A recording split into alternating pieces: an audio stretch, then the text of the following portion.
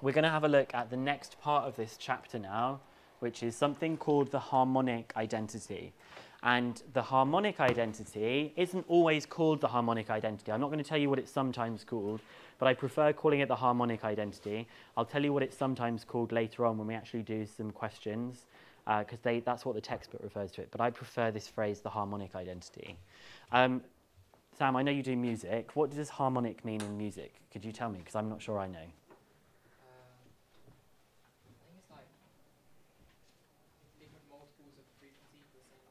Okay, so it's something to do with waves and frequencies. So in maths as well, harmonic is often means things to do with waves as well. Okay, so when we talk about the harmonic identity, we're talking about graphs that have a sinusoidal pattern. I don't know if you've heard of this word sinusoidal before. Sinusoidal means having a wave shape. Okay, sinusoidal, if I describe something as sinusoidal, it means it looks like a sine graph, okay? You don't really need to use this word. It wouldn't come up in any kind of assessment, but sinusoidal means that kind of wave, and harmonic also means that kind of thing. So the harmonic identity is talking about wavy kinds of graphs that we have. So we're going to be exploring some more things to do with graphs, and the things we're going to be exploring with graphs are graphs that look like, the equation looks like stuff like this. Y equals some kind of sine function plus some kind of cos function. And crucially, they are going to have the same arguments when we do these kinds of questions. So I just want to give you 30 seconds, a minute, to think, what do you notice about this graph and how is it possibly connected to this original equation that we've got here? So just any things that you notice about that graph, and in 30 seconds we'll get some answers and hear some of your ideas about what features do you notice about this graph?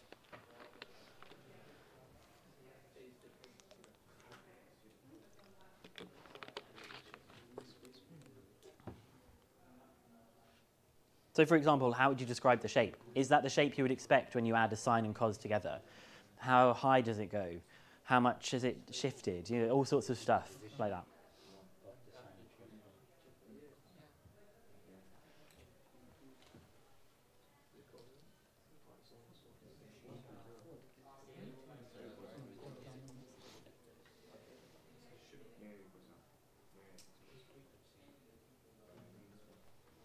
Okay, doesn't sound like people have got tons of ideas here. That's okay though, I don't mind that.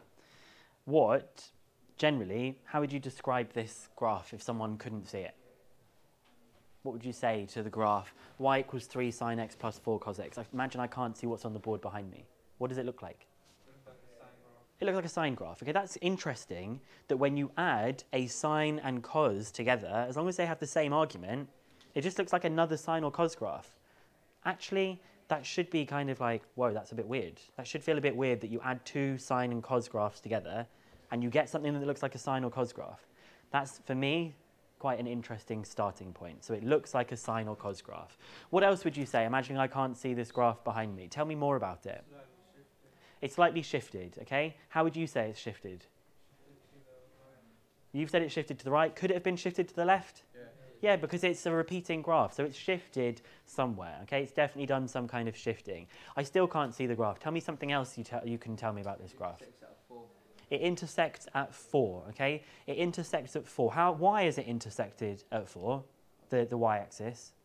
Because normally cos x will intersect at 1 and you times by 4. Good. Normally cos x intersects at 1 and it's going at 4, but then why has this got nothing to do with it? Sine would be 0. So Exactly. Sine of 0 is 0. So that one's got nothing to do with it at 0. There's still something else that you should be telling me about this graph that I can't see, but I want you to, what's different about a normal sine graph? This one. It doesn't go through the origin because of the shifting that you talked about. The stretch. Tell me about the stretch. It is stretched parallel to the y-axis. Can you see how much it's stretched parallel to the y-axis? Yeah, I think it's 5. If this is 2, 4, it's a bit difficult to see, but actually, I think it's stretched up to 5, and it looks like it has stretched down here to -5. So there's been a stretching of a factor of 5. So there's been a stretching in the up and down direction by a factor of 5. We said that there was a shift either to the left or to the right. That's a bit harder to see how much it's shifted to the left or to the right. My axis isn't amazing here. I should have perhaps changed the x-axis. But does it look like there has been any stretching in the left or right direction here? Yeah. I think there has been, but I can't tell because It's a bit difficult to tell. What would you expect the period of this graph to be for a whole cycle? A bit over 6. You'd expect it to be 2 pi, which is 6.28. It's a bit difficult to tell, but this is roughly at -1, and this is roughly at like 5 point something, 5.3. So it is actually got the same period. This does have a period of 2 pi, period meaning a whole cycle of this. So it has the same period of 2 pi, and if it was a different graph, it would have the same period of 360 degrees. So that's interesting. When you keep the when you keep the argument as just x, you have the same period of the graph, whether it was added up or not. Because we know a sine graph or a cos graph has a period of 2 pi. When you add them together, they still have that same repeating pattern. Just want to talk about one thing before we actually think about the maths going on behind this, is this, the stretching by a factor of 5. How does anyone think they might be able to connect together the stretching of a factor of 5 to the equation that is written up top here? Yeah, we've got a Pythagorean triple here. 3 squared plus 4 squared, square rooted, is 5. So we think there's probably going to be something to do with Pythagoras in this kind of thing, when we have a look at how we can actually come up with equations here. And I guess the one thing we should say overall is that 3 sine x plus 4 cos x looks like it can be rewritten as a sine or cosine graph.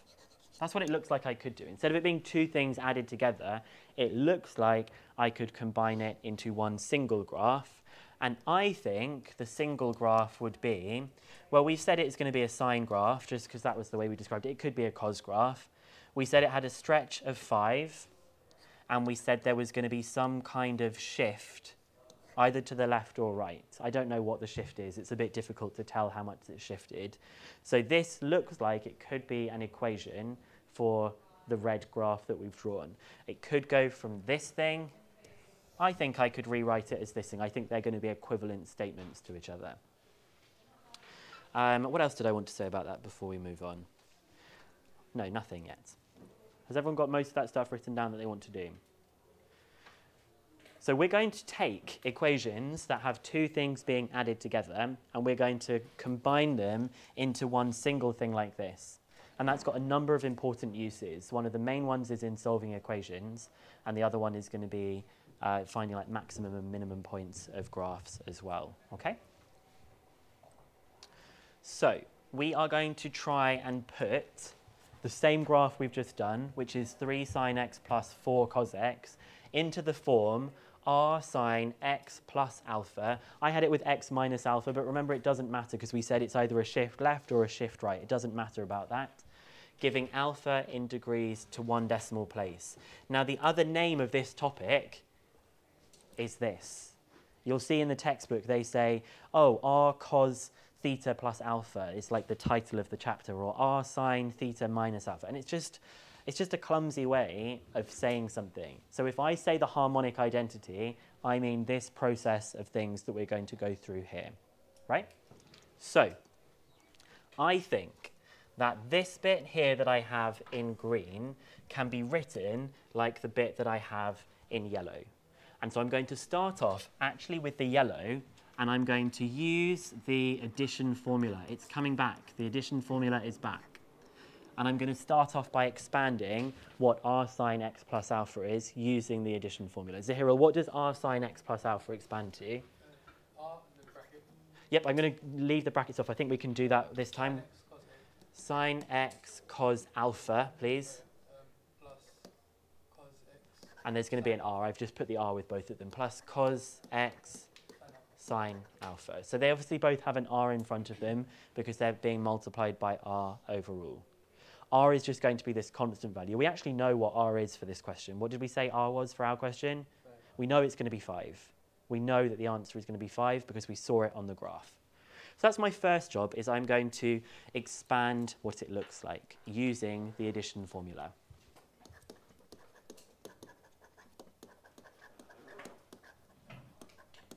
And then the next thing I do is I compare the coefficients. So this is where things get a little bit, people have found this slightly trickier in the past. Now I have here sine x, and in the original one that I think it's going to be the same as, I have sine x. So what do you think that tells me about r cos alpha? What do you think r cos alpha is equal to? 3. R cos alpha must be equal to 3. If I'm saying that this thing here is the same as this thing here, well, the sine x, they match. This one's got an r cos alpha, so it must be equal to 3 in order for them to match each other. If that doesn't make sense, you need to ask me and say, hang on, I'm a bit confused with that bit. So I'm going to rewrite this one in a slightly different order. If I wrote it as r cos alpha sine x, and I'm going to compare it to 3 sine x, hopefully that makes it a little bit easier to see that r cos alpha must be equal to 3 if those two bits are equal to each other. So r cos alpha is equal to 3, and then from this second one that I've got here, I have a cos x, and I have cos x here. So r sine alpha is what? 4. R sine alpha is 4. And if I write that in a different order, r sine alpha cos x, well, we've also got 4 cos x. That must mean here that r sine alpha is 4. So for the third step, we are going to use the fact that r squared sine squared alpha plus r squared cos squared alpha is equal to r squared. And we're just going to think about why that is true here. So we know that sine squared alpha plus cos squared alpha is 1. So r squared sine squared alpha plus r squared cos squared alpha must be equal to r squared. The whole equation has just been multiplied by r squared. So that's using the Pythagorean identity that we've got here. I can now substitute that into this bit here. R squared cos squared alpha is just going to be 3 squared. And r squared sine squared alpha, these have both been squared, is going to be 4 squared. So I have 4 squared plus 3 squared is r squared. And when I square root them, I would have that r is equal to 4 squared plus 3 squared square rooted, which is 5.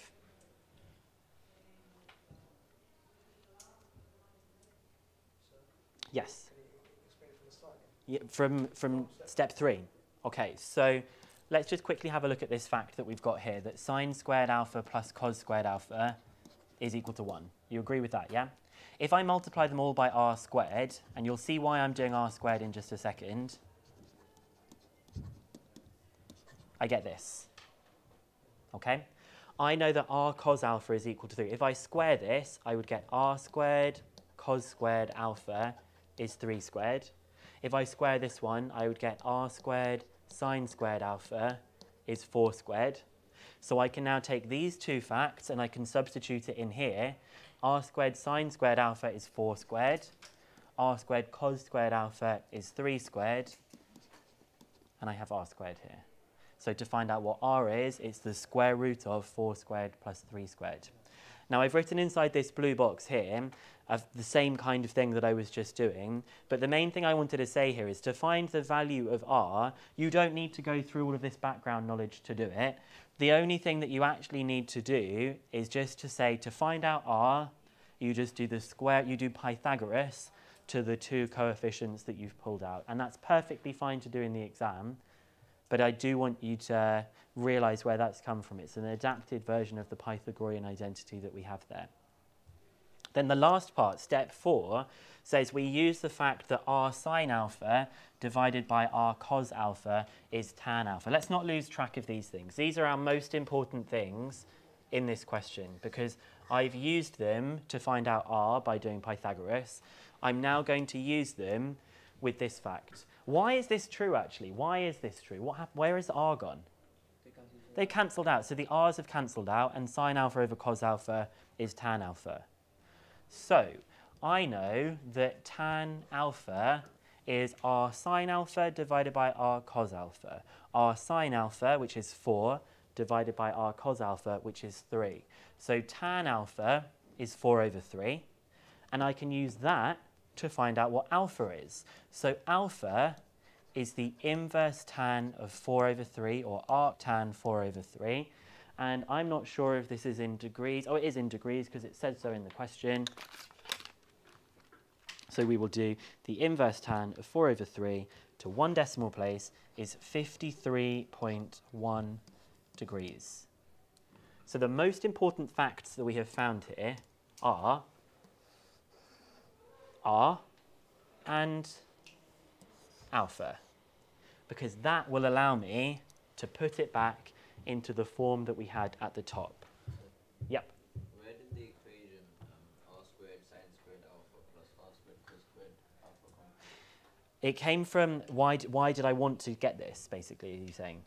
It came from this identity that we have, that we know about, and I multiplied this by r squared, and this by r squared. Okay? And so I'm going to just write out the final part of the question. I'm going to say that 3 sine x plus 4 cos x is equal to 5 sine x plus 53.1. Which is what we'd kind of predicted earlier on when we looked at that graph. We said there's been a stretch of the sine graph by 5, and there's been a shift. And there was actually a shift of 53.1 degrees to the left. This is in degrees. Our one had radians as the axis. But But x minus alpha, would the alpha be different? the alpha would be different because it would have shifted in a different direction. Or would this be 2 pi minus that? Yes, it would be 360 minus that because we're in degrees. So the addition formulae, just when you thought they were gone, they're back. This looks really complicated. You will find this will become one of your strongest areas because it's actually just following a certain pattern of things. The ideas behind it look really complicated. This looks complicated here. This looks complicated here. But think about what we actually did. We expanded it. We found the correct coefficients by comparing it. We did Pythagoras to them, and we divided them to find tan. That was it. And we just put it all back together. At the moment, you're probably like, who cares? Why are we doing this? Well, the reason is because if I asked you to solve an equation like 3 sine x plus 4 cos x equals 1, you can't solve those equations. Because you wouldn't be able to, you could think you could create tan, but you wouldn't, you'd create a cot as well. So that is going to help us to solve equations that look like this. It's going to help us do some other things as well. So we're going to do 4 examples of these. I think 4, maybe two or three. Let me see. I think we've got 4 examples of these, and then you're going to do some practice. Okay, I've put a slightly different way of doing this. We're not going to use the textbook for this bit. Okay, so here I'm going to express each of the following in the given form. I haven't given a form for this one. We're going to see if we can decide what the form should be. They want r to be positive, and they want alpha to be between 0 and 90. And we're going to give the exact value of r and the exact value of alpha correct to 1 decimal place. So there's a choice about how we might do these things that we've got. My first one is 5 cos x minus 12 sine x. They haven't told me what form to give it in because I want this to be an activity that we try together. I've deliberately not given you the form that we're going to put it in. Now, if you think of the addition formula, what of the addition formula could have a cos x, a subtract, and a sine x? There's a couple of different options we could do here. There's going to be an r, pardon? We could do r cos of x plus alpha. Why do you think Sam has done plus alpha here rather than subtract alpha? Good. When you do the expansion of the cos one, there will be a minus in here. So he's already taken into account the fact that there is a minus in this place that we've got. What's an alternative one that we could have done that we're not going to do? R sine x minus. Good. You could have done r sine of x minus alpha because you'd still have the minus in there. Okay? I am just going to go with the one that was suggested to me first, which was r cos of x plus alpha. So we're going to follow those steps. We're going to do r cos x plus alpha. Can someone just remind me, what did step 1 say? Expand. So I'm going to expand this. Sam, could you expand this for me? Cos x cos alpha minus sin x sin alpha. And it's going to be an r as well. R sine x sine alpha. So we're going to try and do that thing of comparing the coefficients. The way I did it before was I put a little box around them, whatever works for you. So there's a cos x here, and there's a cos x here. So what do we think r cos alpha is equal to? 5. Good. R cos alpha is 5, because the bit that we've got left over here must be the bit that we've got left over here. And then I'm going to do the same for this bit. I have the r, oh, no, I did it the other way around, didn't I? I have the sine x here, and the sine x here. So r sine alpha is 12, because there's a negative that already matches, which is good, because we wanted the negative already there to match. And the way that I found out r, we can go into the shortcut method of this. You do Pythagoras to these things that we've got here. So r will be the square root of 5 squared plus 12 squared, which is 13. It's a Pythagorean triple. And then I'm going to find out what alpha is. What did we do to find alpha? Remind me. R sine alpha over R cos alpha. Yeah, this one divided by this one will give you tan alpha, because the r's will cancel out and you will have sine alpha divided by cos alpha.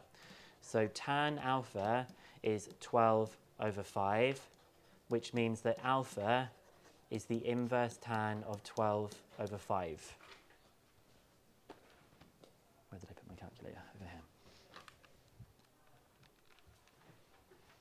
And so alpha is 67.4 degrees. And so I'll finish it by saying 5 cos x minus 12 sine x is the same as 13 cos, because we said cos, x plus 67.4.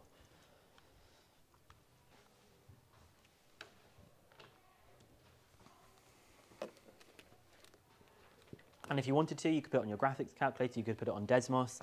You would see that these two graphs would give you almost exactly the same thing. The reason they wouldn't be exactly the same thing, because this 67.4 has been rounded. You'd have to have a lot of decimal points for it to be perfectly laying on top of it. If you round it a bit, it might be slightly shifted.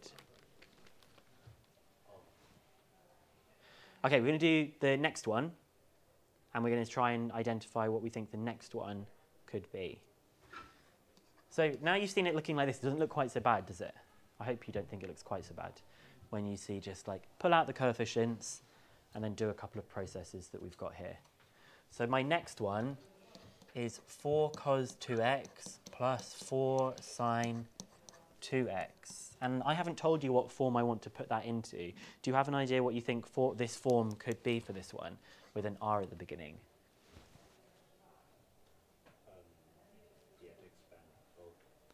So we don't have to expand both. I want you to try and think, what do you think, what form might I be able to put it into? What do you think, Martin? R cos 2x minus alpha. R cos 2x minus alpha. So he selected 2x because that was the argument that they currently had. And Martin, why did you select minus? Because when you expand that out, it has a plus in the middle. Yes, good. When you do that, when you expand this, you would have had a plus. And we wanted there to be a plus. There was an alternative one that he could have done. Does anyone think they know what the other one could have been? Or sine 2x plus alpha. You could have done r sine 2x plus alpha. But what about the 4 behind? Like the 4, the cos 2x. We deal with those at this stage, don't we? We don't deal with them yet. Okay, we don't here, we didn't do anything to do with 5 and 12, did we? We just started saying what we think it could be like. So I'm going to go with the first one that was suggested, not because it's better, but because it was literally the first one that was suggested to me. So I'm going to do the expanding here. R cos 2x cos alpha plus R sine 2x sine alpha. Think to yourself, what am I going to match for the coefficients?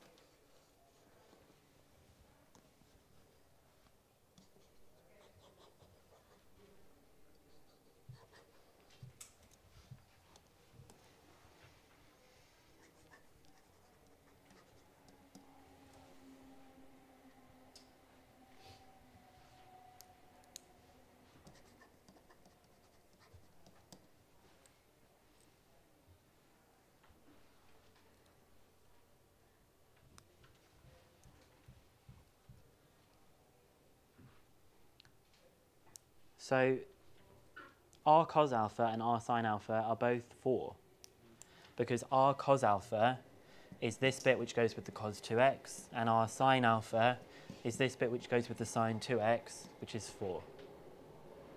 So I now just do the 2 final steps, which is Pythagoras and creating a tan. So Pythagoras will be the square root of 4 squared plus 4 squared, which is 4 root 2.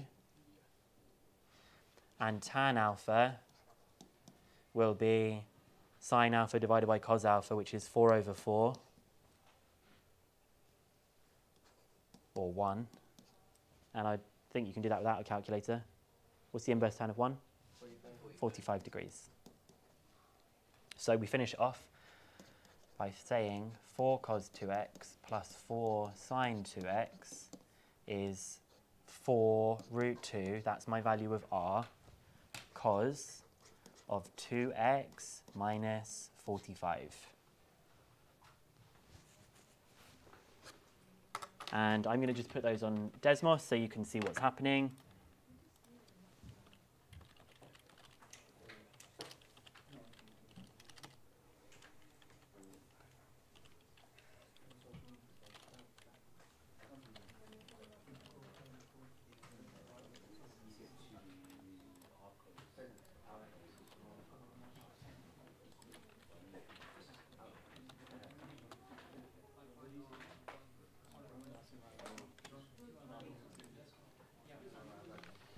Okay, so that last one we've just done, I've plotted on here 4 cos 2x plus 4 sine 2x, which is in red, but it's not on the graph. Why is it not even there?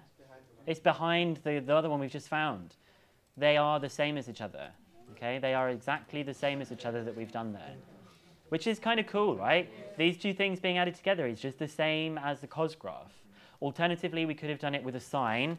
I'm going to guess. Anyone want to guess what they think it should be for sine? In fact, let's see. It's a plus. It's a plus 45 instead. Okay? It's the same thing. It's kind of nice to see that, though. So I'm going to just take a pause on this.